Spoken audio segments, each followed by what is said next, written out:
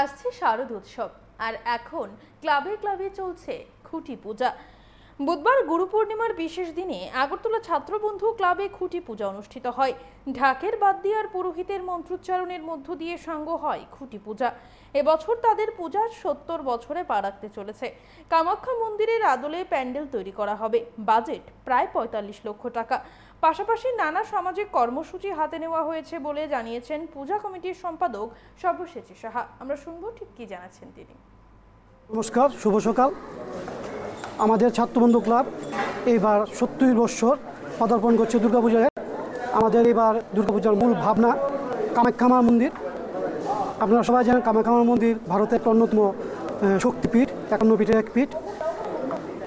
এটা শুধু একটা শক্তিপীঠ না, এটা একটা তন্ত্র সাধকের পীঠ এবং নারী সৃষ্টির এক অনন্য প্রতীক। আমরা এটারই মূল ভাবনা এখানে তুলে ধরছি। কত টাকা বাজেট নিয়ে আমাদের বাজেট সবসময় ঠিক থাকে না, মানে একটু উঠানামা হয়। এবারে আমাদের বাজেট ৪০ থেকে ৪৫ লক্ষ টাকার মধ্যে। মণ্ডপ সজ্জায় কে থাকবেন এবং প্রতিমা শিল্পী কে আছে? আমাদের পুরোটাই এবার জয়ন্ত দত্ত, ত্রিপুরার ভাস্কর জয়ন্ত দত্ত, উনি করছেন।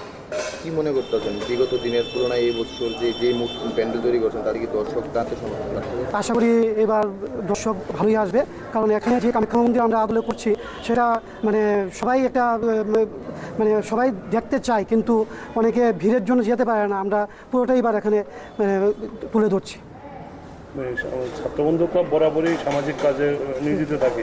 এই বছর পুজোর মধ্যেই করি না, সারা বছরের মধ্যে আমরা একটা সামাজিক কাজ করে থাকি। যেমন স্কুলের দুস্থ ছাত্রছাত্রীদের মধ্যে স্কুল ড্রেস বিতরণ, এরপরে দেওয়া ও অন্য অন্য কিছু কিছু কাজ আমরা সবসময় করে থাকি।